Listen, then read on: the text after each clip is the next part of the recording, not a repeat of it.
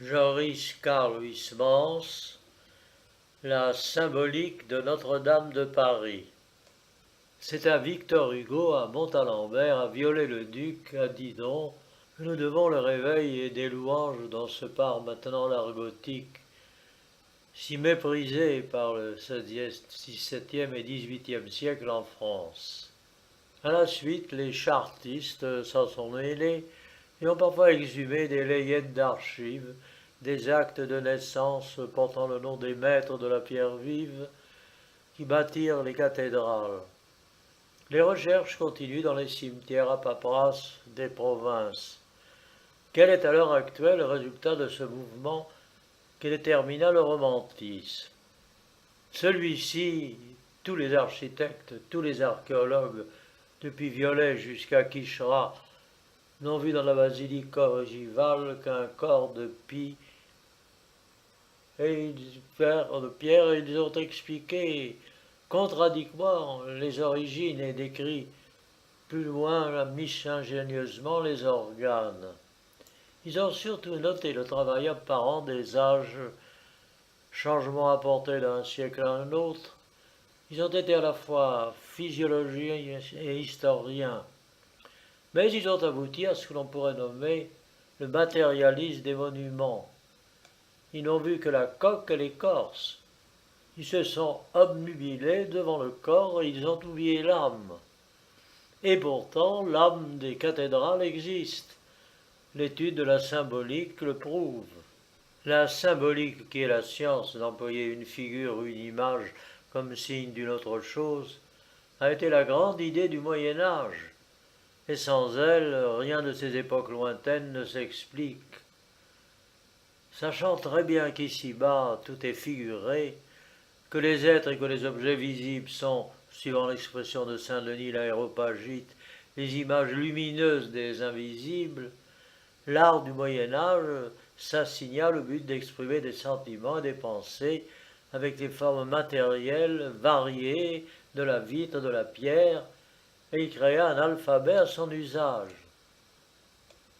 Une statue, une peinture purent être un mot et des groupes, des alinéas et des phrases.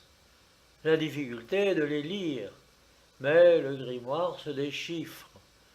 Des livres tels que Le Miroir du Monde de Vincent de Beauvais, Le Speculum Ecclesiae d'Honorius Audin, si bien mis en valeur par M. Mel Spiegelge de Selem, les apocryphes, la légende dorée, nous donnent la clé des énigmes. L'on comprendra cette importance attribuée à la symbolique par le clergé, par les moines, par les imagiers, par le peuple même du XIIIe siècle, si l'on tient compte de ce fait que la symbolique provient d'une source divine, qu'elle en est la langue parlée par Dieu même. Elle a en effet jailli comme un arbre touffu du sol même de la Bible. Le tronc est la symbolique des Écritures. Les branches sont les allégories de l'architecture. Des couleurs, des pierreries de la flore et de la faune, ces hiéroglyphes des nombres. Si ces diverses branches peuvent donner lieu à des interprétations plus ou moins sûres, il n'en est pas de même de la partie essentielle de la symbolique des Écritures, qui, elle, est claire et tenue pour exacte par tous les temps. Qui ne sait, en effet, nous déclare saint Grégoire le Grand, que l'Ancien Testament est la prophétie du Nouveau et le Nouveau la manifestation de l'Ancien, que par conséquent la religion mosaïque contient en emblème ce que la religion catholique nous divulgue en réalité. L'histoire sainte est une somme d'images. Tout arrivait aux Hébreux en figure, affirme saint Paul. Le Christ l'appelait maintes fois ses disciples, et lui-même s'est presque toujours servi, lorsqu'il haranguait les foules, de paraboles ou sous le mieux, de récits allégoriques qui lui permettaient, en montrant une chose, d'en dévoiler une autre. Il n'est donc point surprenant que le Moyen Âge ait suivi la tradition que lui avaient, après les enseignements du Messie, transmise les pères de l'Église et appliquer à la maison du Seigneur leurs procédés.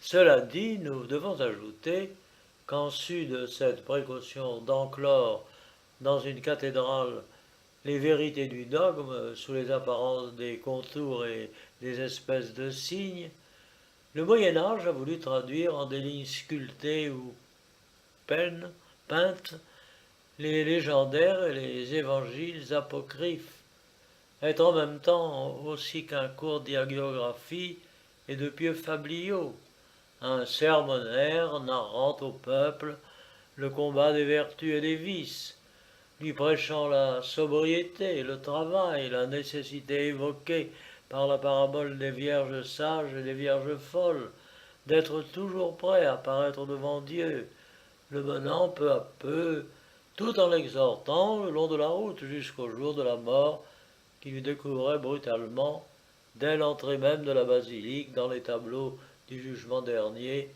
et du pèsement des âmes. La cathédrale était donc un ensemble, une synthèse. Elle embrassait tout.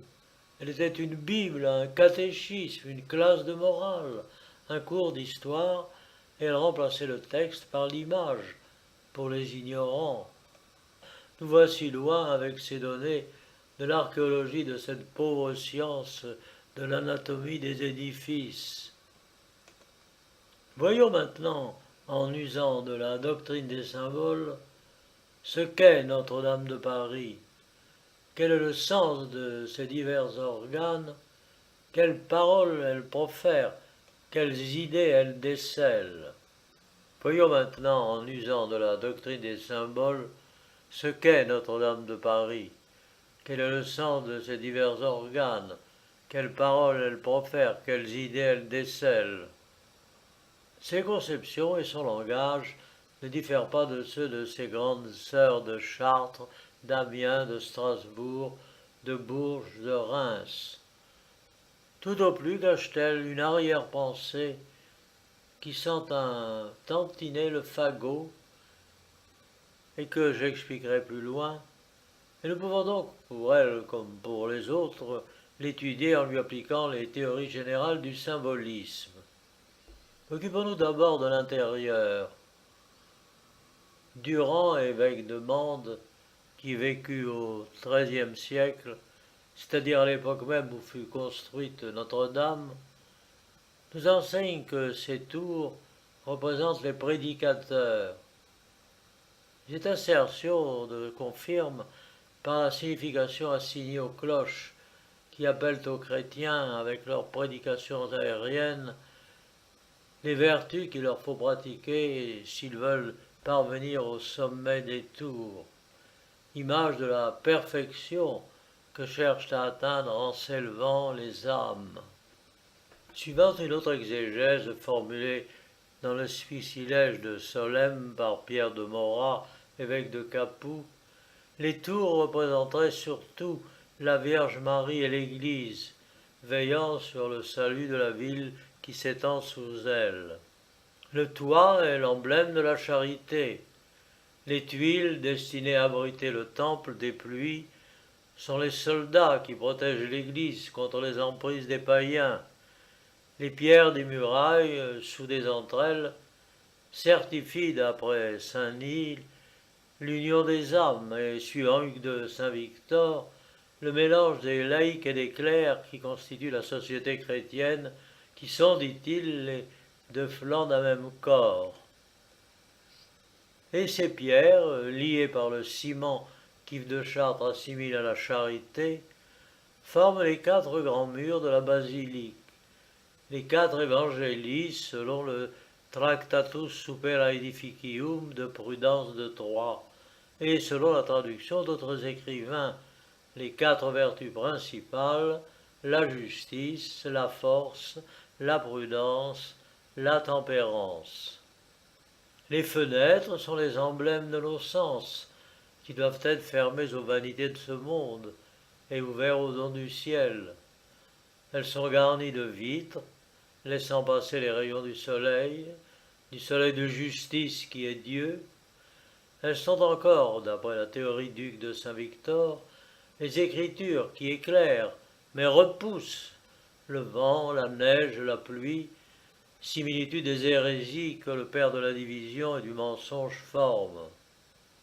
Notre-Dame a 3 portails en l'honneur de la Trinité sainte, et celui du milieu, dénommé portail royal, est divisé par un pilier sur lequel repose une statue du Christ qui a dit de lui-même dans l'évangile de Saint Jean « Ego sum ostium » je suis moi-même la porte. Tranchée de cette façon, la porte signifie les 2 voies que l'homme est libre de suivre. Et cette allégorie est complétée par l'image du jugement dernier, qui se déroule sur le tympan du porche, avisant le pécheur du sort qui l'attend, suivant qu'il s'engagera dans l'une ou l'autre de ces 2 routes. Pour résumer en quelques lignes ces données, nous pouvons dire que l'âme chrétienne, partie du sol, du bas des tours, avec la foi dans les vérités primordiales de la religion, stipulées par les groupes des 3 porches, la Trinité, que le nombre même de ses entrées avère, la croyance en la divinité du Fils et la maternité divine de la Vierge, racontée par les statues et les figures, s'élève peu à peu en pratiquant les vertus désignées par les grands murs, jusqu'au toit, symbole de la charité, qui couvre une multitude de péchés, qui est la vertu par excellence selon saint Paul. Il ne lui reste plus dès lors pour atteindre le Seigneur et se fondre en lui qu'à gravir les tours dont les sommets représentent les cimes de la vie parfaite. Et cet abrégé de la théologie mystique que la façade de Notre-Dame nous enseigne, nous le retrouvons, condensé en d'autres termes, exprimé par d'autres mots, dans son intérieur, par l'ensemble de la nef, du transept et du chœur, ces 3 degrés de l'ascèse, la vie purgative, énoncée par les ténèbres de l'entrée hors de l'autel, la vie contemplative qui s'éclaire en avançant vers le cœur, et la vie unitive qui ne se réalise que dans la partie attribuée à Dieu, là où convergent les feux allumés par le soleil de justice dans les vitraux des roses. La forme intérieure de Notre-Dame est, de même que celle de la plupart des grandes basiliques, cruciale. Et ainsi que nous l'apprend dans son De Divinis Officiis le bénédictin Rupert, abbé au XIIe siècle du monastère de Deutz, si les dimensions de la croix sont en profondeur, en longueur, en largeur et en hauteur, il en est de même de l'Église qui reproduit son image. Et la profondeur notifie la foi, la longueur, la persévérance, la largeur, la charité, la hauteur, l'espoir de la récompense future. Si nous passons maintenant aux détails de l'ensemble, nous trouvons que la voûte est, d'après l'exégèse de l'anonyme du Psalterium Glossatum du XIe siècle, l'image de la vie céleste, que les piliers sont les apôtres, qu'au dire du rendement, les colonnes que de son côté Petrus Cantor assimile à cause de leur force au Christ sont les évêques et les docteurs qui soutiennent l'Église par leur doctrine, que le pavé stipule l'humilité et qu'il figure aussi, parce qu'il est foulé aux pieds, les labeurs mis au service de la foi des fidèles, et que le jubé, supprimé presque partout et remplacé par le coquetier, plus ou moins élégant de la chair à prêcher, est l'emblème de la montagne du haut de laquelle parlait le Fils. Le chœur et le sanctuaire symbolisent le ciel, tandis que la nef simule la terre. Et comme l'on ne peut s'élever de la terre jusqu'au ciel que par les souffrances rédemptrices de la croix, l'on érigeait jadis au sommet de l'arcade grandiose qui réunit la nef au chœur un crucifix colossal. L'ignorance des architectes et des curés a depuis longtemps fait disparaître cette croix gigantesque de Notre-Dame. Le signe marquant la division des 2 mondes ne subsiste plus maintenant dans cette église que grâce à la grille qui entoure le chœur et limite les 2 zones, celle de Dieu et celle des hommes, dit saint Grégoire de Nazianze dans un poème cité par l'abbé Thiers. De son côté, l'abside, qui s'arrondit derrière le sanctuaire et affecte dans la plupart des cathédrales la forme d'un demi-cercle, rappelle la couronne d'épines sur laquelle s'appuya, lorsqu'elle fut sur le gibet, la tête ensanglantée du Christ. Dans la majeure partie des temples, la chapelle du fond est dédiée à la Vierge, afin d'attester, par cette position même qu'elle occupe, que Marie est le dernier refuge des pécheurs. Mais ici, où tout l'édifice est voué, elle n'a pas de chapelle spéciale à la fin du chevet, et l'espace qui ne lui est pas consacré est tenu par un oratoire où l'on garde les réserves du Saint-Sacrement. Si l'abside, située derrière le maître-autel, signifie le douloureux diadème qui ceignit le chef vivant du Christ, l'autel même est sa tête, comme les bras étendus du transept sont ses bras, comme les portes ouvertes au bout des deux allées de ce transept sont les plaies de ses mains, comme les portes du grand porche d'entrée sont les blessures de ses pieds percés de clous. Enfin, si l'on se place dans la nef de Notre-Dame, l'on peut remarquer que l'axe du cœur incline légèrement sur la gauche. Cette inflexion, nous la retrouvons presque partout, à Saint-Ouen et à la cathédrale de Rouen, à Saint-Jean de Poitiers, à Notre-Dame de Chartres et de Reims, à Saint-Galien de Tours, à Saint-Germain-des-Prés, à Paris, à Saint-Nicolas-du-Port, près de Nancy, dans presque toutes les grandes basiliques du Moyen-Âge. La répétition constante de cet artifice est donc voulue, et elle a sa raison d'être. Or, jusqu'à présent, il était admis que cette déviation de l'axe du cœur était une allusion à l'attitude de Jésus expirant sur le bois du supplice. C'était la traduction en langue architecturale du passage de l'Évangile selon saint Jean, et inclinato capite traditit spiritum. Mais l'école des Chartes, qui est devenue depuis la mort de Léon Gauthier et de le roi de la Manche une sorte d'officine de juivophiles et de protestants, dont le but semble être de déprécier le Moyen-Âge que ses professeurs de jadis exaltèrent, a tout changé. À l'heure actuelle, la symbolique est reléguée par elle dans les rencarts, et l'on y enseigne le matérialisme archéologique dans ce qu'il y a de plus bas. Une brochure intitulée « La déviation de l'axe des églises est-elle symbolique ?» et qui a pour auteur M. de la Série, membre de l'Institut et l'un des podestants de l'école, est à ce point de vue typique.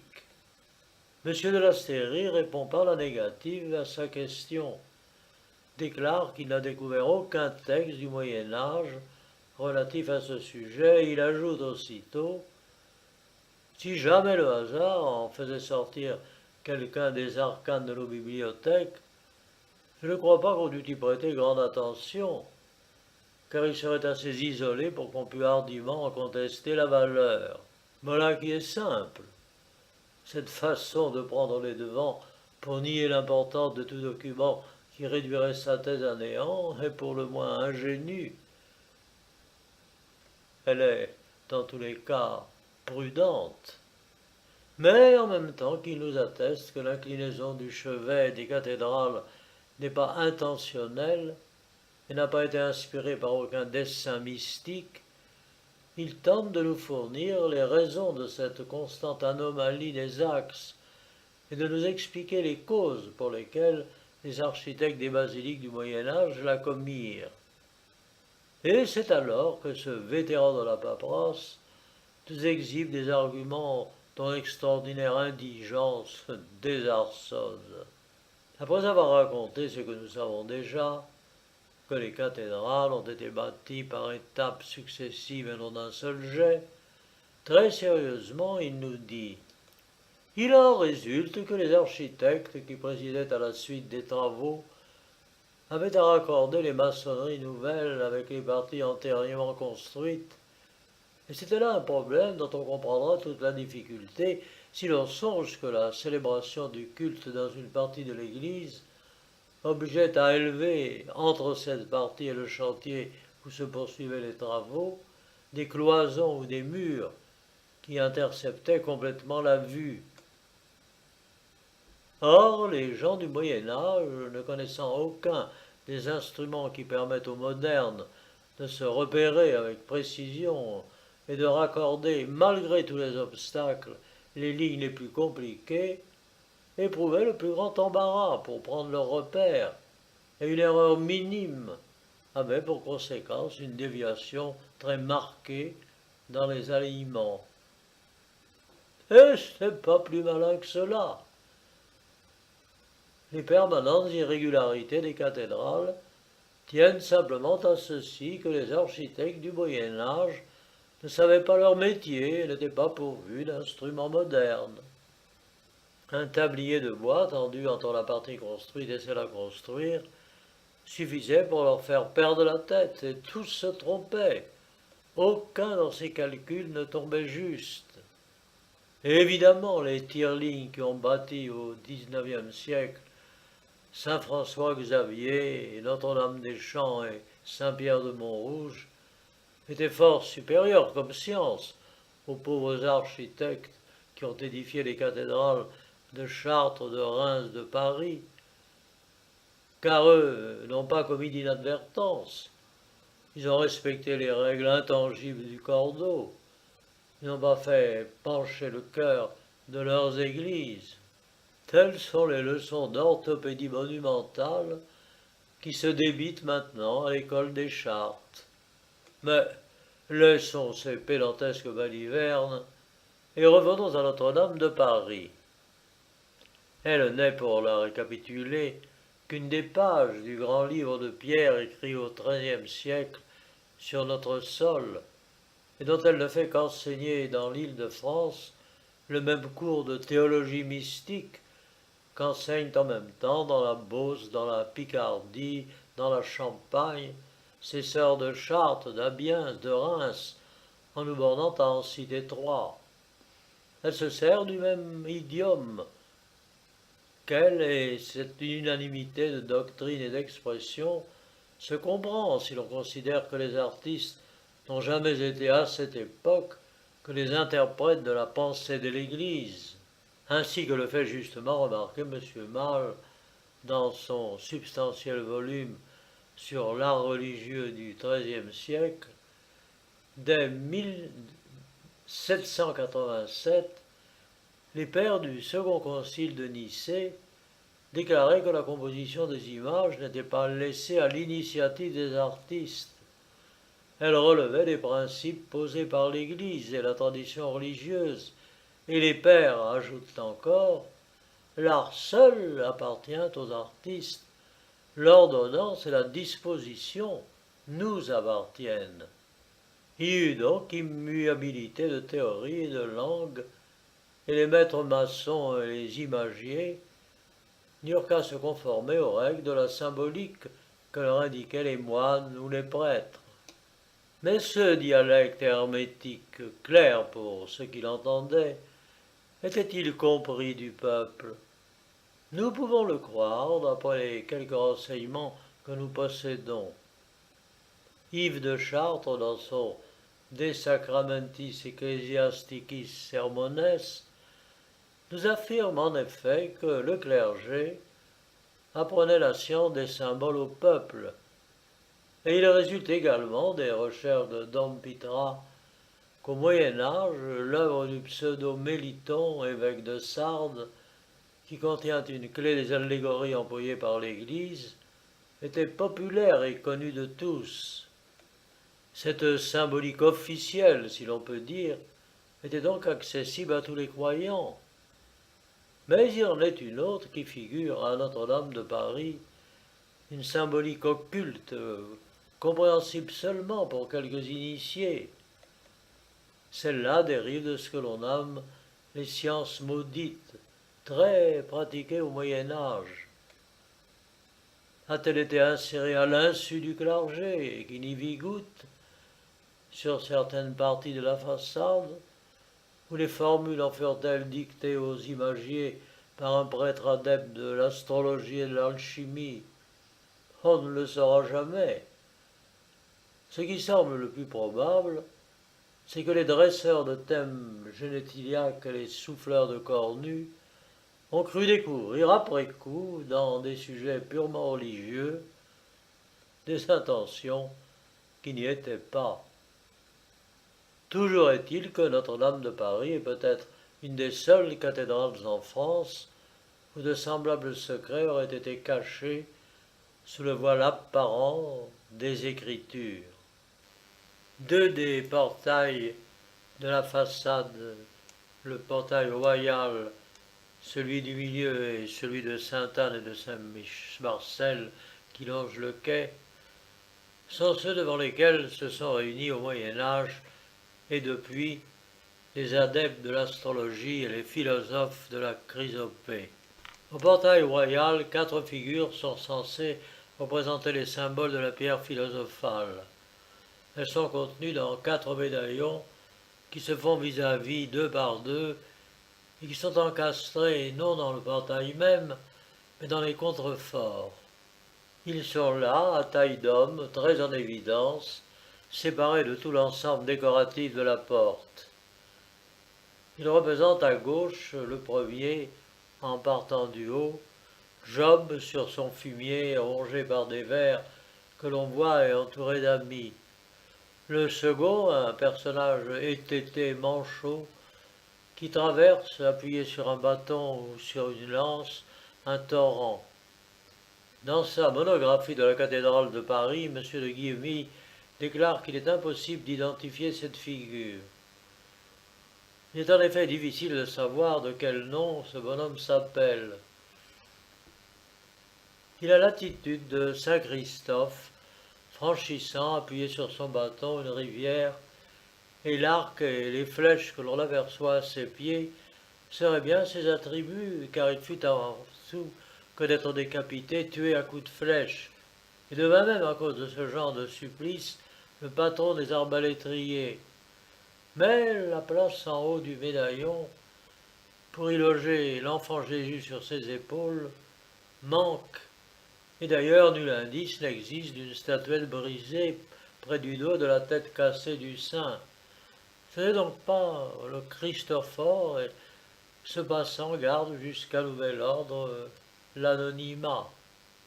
De l'autre côté, maintenant, à droite, en partant toujours du haut, nous trouvons Abraham prêt à sacrifier son fils, et dont un ange arrête le bras.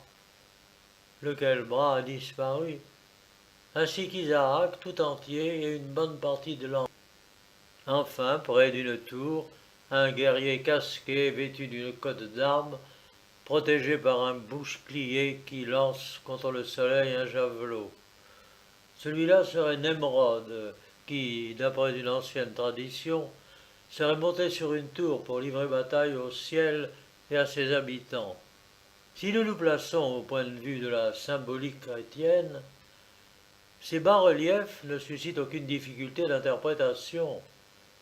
Les sujets, sauf celui du faux Saint-Christophe, sont clairs, et les enseignements lucides. Mais, il faut bien l'avouer, ils sont étrangement mis à part. Ils ne décèlent aucun sens dans l'ensemble sculpté du portail. Ils constituent en somme des phrases isolées, sans rapport entre elles. Si nous acceptons le point de vue de la symbolique spagyrique, nous pouvons reconnaître, avec le vieil hermétiste Gobineau de Montluisan, que Job est une personnification de la pierre des philosophes qui passe par les épreuves avant que d'atteindre son degré de perfection, qu'Abraham est l'alchimiste, le souffleur, Isaac la matière à jeter dans le creuset, l'ange le feu nécessaire pour opérer la transmutation de la matière en or. Reste le pseudo-Christophe et le Nemrod, mais les grimoires de l'alchimie ne nous renseignent guère sur le sens précis de ces figures. D'autre part, les astrologues, qui désignent du temps immémorial ce portail sous le nom de porche de l'astrologie, ont toujours vu dans les tableaux qu'il représente une effigie de la Vierge astronomique et dans le Christ, accompagné de ses apôtres, l'image du soleil qui monte à l'horizon, entouré des signes du zodiaque. Que cette opinion soit fondée ou non, il faut avouer qu'elle a eu raison de se produire, car c'est à elle que nous devons d'avoir conservé une partie du porche. Et en effet, en août 1793, la Commune avait décrété la destruction de tous ces simulacres de la vieille superstition religieuse. Et ce fut le citoyen Chaumette qui réclama en faveur de la science, déclarant que ce décor constituait un cours d'astronomie et avait servi à Dupuy pour établir son système planétaire, et le portail fut sauvé. Ce portail royal était et est donc encore revendiqué par les partisans de l'astrologie et les hermétistes. La porte voisine, celle de Sainte-Anne et de Saint-Marcel, était et est encore par les alchimistes. À les entendre, le récepte, le secret de la sublime pierre des sages, est inscrit sous la statue qui se dresse sur le trumeau, tranchant en deux la baie. Cette statue, qui n'est qu'une reproduction, car l'original est placé dans la salle des Thermes au musée de Cluny, portrait-tu un évêque debout, mitre et crossé, bénissant d'une main ses visiteurs et foulant aux pieds un dragon sorti d'une sorte de chapelle funéraire où une femme morte est assise dans un linceul enveloppé de flammes. La lecture de cette scène est très simple. Il suffit d'ouvrir les Moliandistes. La légende de Saint Marcel, 9e évêque de Paris, raconte en effet que ce saint délivra la ville d'un horrible dragon qui avait établi son gîte dans le cercueil d'une femme adultère décédée sans avoir eu le temps de se repentir et sans avoir reçu les sacrements. Le saint frappe de sa crosse le monstre, lui entoure le cou de son étole, l'emmène à quelques lieues de Paris dans un désert, et là, lui intime l'ordre, auquel d'ailleurs il obéit, de jamais plus retourner dans la ville. Ajoutons ce détail qu'aux processions dérogation, le clergé de Notre-Dame faisait autrefois porter, en souvenir de ce miracle, un grand dragon d'osier, dans la gueule ouverte duquel le peuple jetait des gâteaux et des fruits. Oh, cette coutume, qui remontait au Moyen-Âge, a pris fin en 1730. Telle est la version de l'Église. Autre est celle des alchimistes. Dans son cours de philosophie hermétique, Cambriel explique ainsi cette figure. Sous les pieds de l'évêque, sur le socle même de sa statue, de chaque côté, deux ronds de pierre sont sculptés. Les ronds de droite seraient les simulacres de la nature métallique brute, telle qu'on l'extrait de la mine. Et les ronds de gauche, négligés comme les premiers par la symbolique chrétienne, seraient la même nature métallique mais purifiée. Et celle-là se rapporterait à la figure humaine assise dans la chapelle sépulcrale et qui a pris naissance dans le feu dont son linceul l'entoure. De cette fournaise tombale qui serait l'œuf philosophique inséré dans l'athanor, le dragon, né à son tour de la figure humaine, serait, en s'élevant hors du fourneau, en plein air, sous les pieds du saint, le dragon babylonien dont parle Nicolas Flamel, autrement dit le mercure philosophal, le lion vert, le lait de la Vierge, la substance même qui change par une projection le plomb en or. Dans cette interprétation, saint Marcel ne nous bénirait plus, mais il ferait un geste de circonscription qui signifierait « taisez-vous, gardez le secret si vous l'avez compris ». Si bizarre qu'elle paraisse, cette glose se conçoit pourtant, car les préparateurs du grand œuvre peuvent se placer sous le patronage de ce saint qui a en effet opéré plusieurs transmutations. Une fois, alors qu'il n'était encore que sous-diacre et qu'il servait la messe de l'évêque Prudence, il transfuma en un vin qui manquait l'eau qu'il venait de puiser à la Seine. Une autre fois aussi, il changea cette même eau en une liqueur parfumée comme le Saint-Crème. Le choix que les alchimistes firent de cet élu pour lui attribuer la possession du fameux secret pourrait donc jusqu'à un certain point se justifier.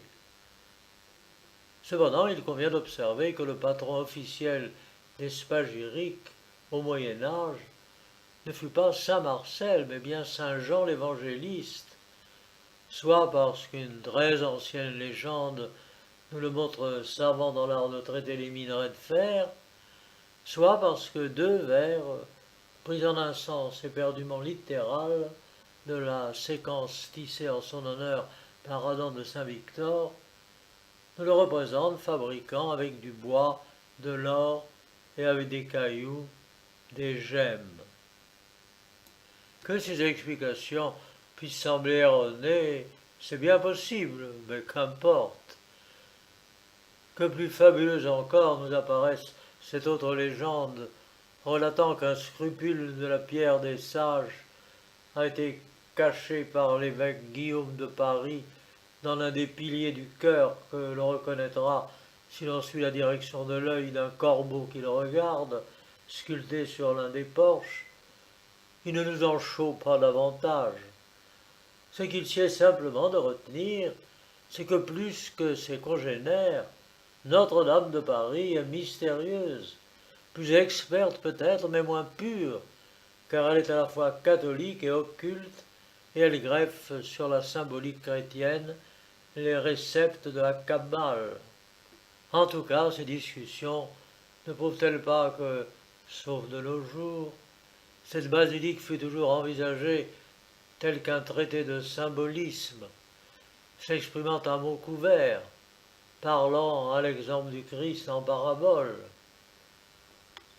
Les archéologues, les architectes l'ont disséqué, ainsi que l'on disséquerait un cadavre. C'est très bien, l'anatomie de son corps est désormais connue.